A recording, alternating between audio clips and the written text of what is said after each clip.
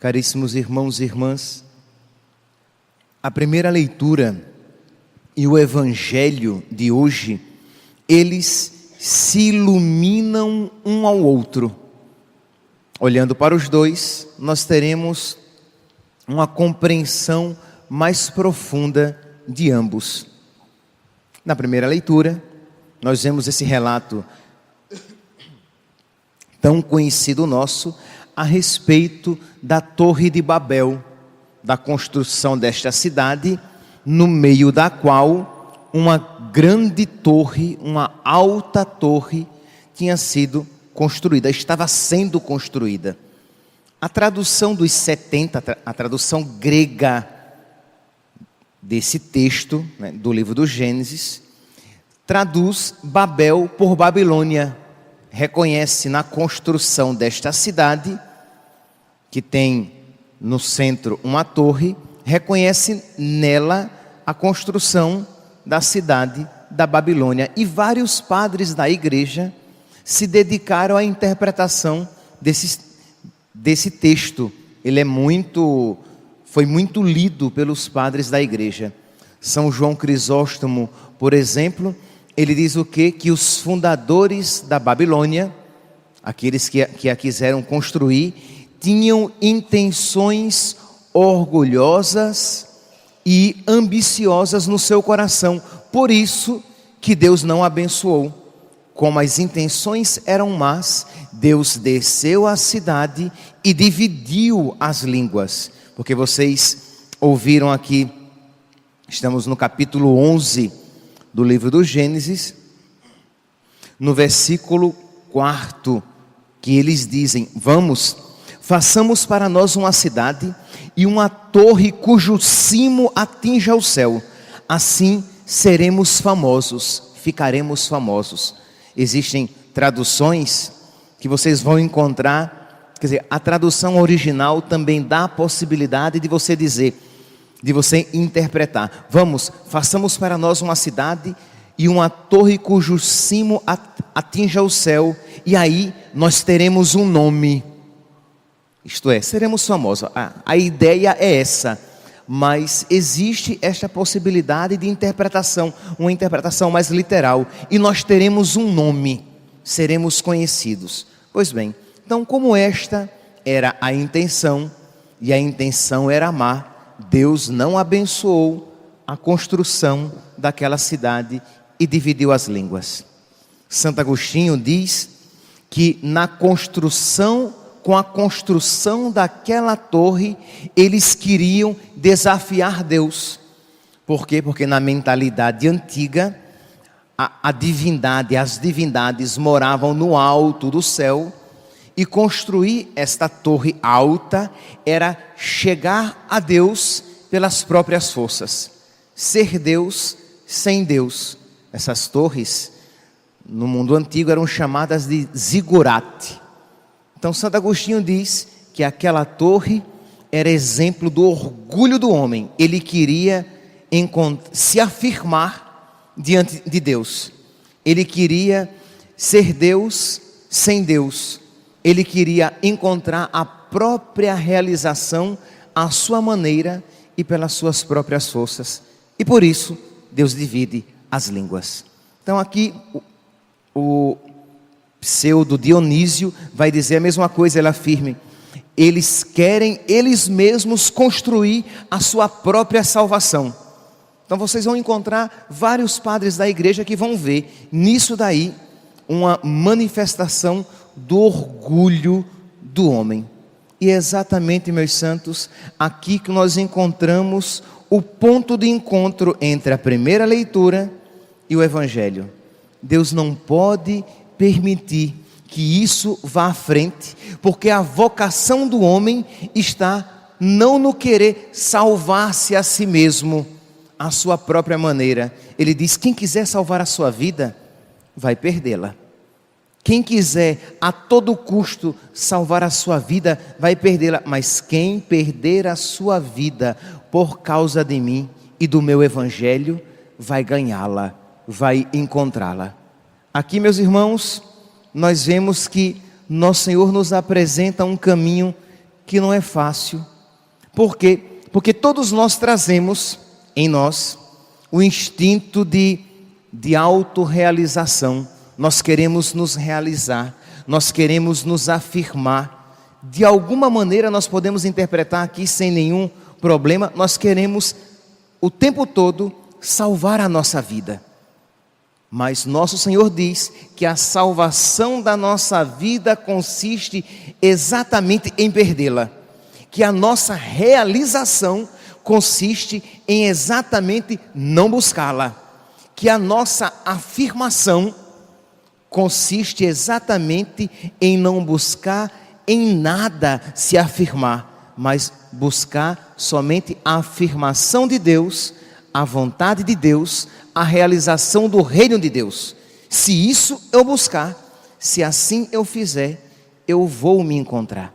Porque, meus irmãos, o que é que essa cidade estava fazendo, senão aquilo que naturalmente, por causa do nosso pecado original, nós agimos assim, naturalmente buscar a sua realização como cidade. Nós temos que ter consciência de que nós, porque marcados pelo pecado, naturalmente, se nós quisermos ter uma vida simplesmente natural, nós nunca compreenderemos o Evangelho. Se nós quisermos ter uma vida simplesmente natural, nós vamos buscar constantemente a nossa autoafirmação, a nossa segurança, salvar a nossa vida, porque esse é o nosso instinto. Todo animal busca isso, se autoafirmar e se preservar, se poupar, se salvar constantemente. A lógica do Evangelho só entrará na nossa mente e no nosso coração por graça de Deus. É uma realidade sobrenatural. Se vocês pararem um pouco e olharem para a própria vida, vocês vão ver que constantemente nós precisamos, se nós queremos entrar no caminho de Deus, nós precisamos fazer esforço, violência para entrar na lógica do Evangelho, perder-se, deixar-se, colocar-se de lado, aceitar a morte, aceitar que um outro se ponha, seja este outro Deus ou uma outra realidade, uma outra pessoa, por causa de Deus. Por quê? Mas por que Deus, Ele isso apresenta? Porque, meus santos, esse é o caminho do amor. Não existe amor verdadeiro sem negação de si mesmo. Não existe amor verdadeiro sem morte. Não existe amor verdadeiro sem o desejo de se perder. Se isso se aplica entre as pessoas, eu não amo ninguém. Se por ninguém eu estou disposto a sofrer e a morrer, a me renunciar, a renunciar à minha vontade, muito menos a Deus. Então nosso Senhor nos apresenta o caminho do amor. Quem estiver disposto a por amor a mim e ao Evangelho perder-se, este vai verdadeiramente se encontrar. Quem estiver disposto por amor a mim e ao meu Evangelho renunciar à sua vida, este verdadeiramente a encontrará. Quem estiver disposto a se deixar guiar, não pelos seus instintos, pelas suas vontades naturais, pelo seu desejo de autoafirmação, de autopreservação, mas quem estiver disposto a se deixar guiar pelo amor de Deus manifestado em Jesus Cristo, este alcançará a vida eterna. Porque foi exatamente isso que Jesus Cristo fez. Quando nosso Senhor veio ao mundo, Ele não veio ao mundo para ser famoso. Construamos, façamos para nós uma cidade, uma torre cujo cimo atinja o céu, e assim seremos famosos, e assim faremos um nome. Jesus Cristo não veio à terra para fazer um nome, para ser famoso, mas eis que venho para fazer a vossa vontade. Jesus Cristo não veio à terra para salvar a própria vida, mas para perdê-la. Jesus Cristo não veio à terra para se autorrealizar.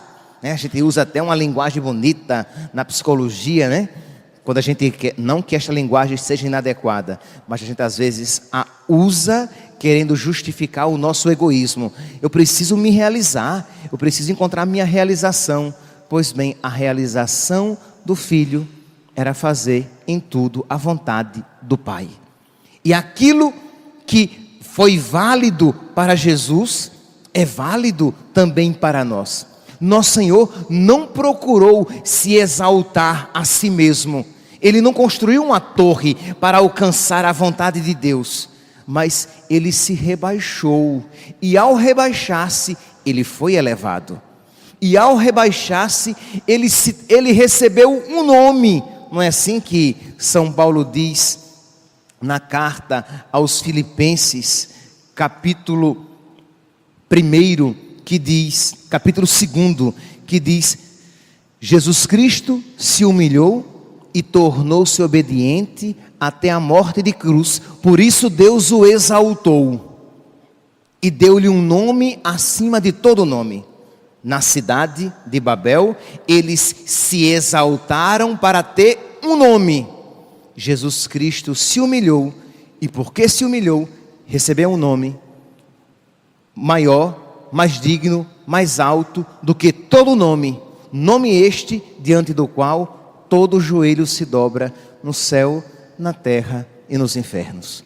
Percebem aqui a relação da cidade de Babel, que queria ter um nome por suas próprias forças, movida pela sua maldade e pelo seu orgulho, e Jesus, que se rebaixa e aceita em tudo a vontade de Deus até a morte, e exatamente porque se rebaixou, recebeu um nome maior do que todos os nomes. Filipenses, capítulo 2, versículo 9.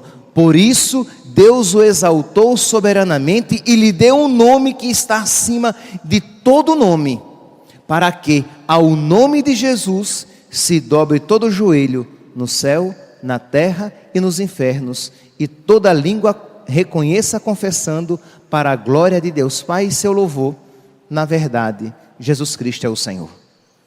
Então aqui, meus irmãos, nosso Senhor, Ele trilhou um caminho que deu certo e nos apresenta a nós este caminho que dá certo.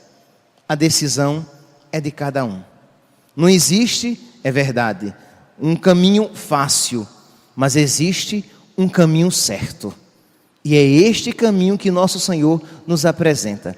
Quando nós nos colocamos de lado, quando nós colocamos a nossa vontade de lado, quando nós colocamos até mesmo os nossos projetos de lado, quando nós colocamos as nossas vontades de lado e resolvemos fazer em tudo, no nosso dia a dia, buscar em tudo fazer a vontade de Deus. Verdade, neste mundo nos perdendo, neste mundo de alguma maneira nos frustrando para encontrar depois a verdadeira realização. Que o Senhor nos conceda esta sabedoria e retire dos nossos corações todo medo que nos faz vacilar numa entrega maior e mais generosa. Louvado seja nosso Senhor Jesus Cristo.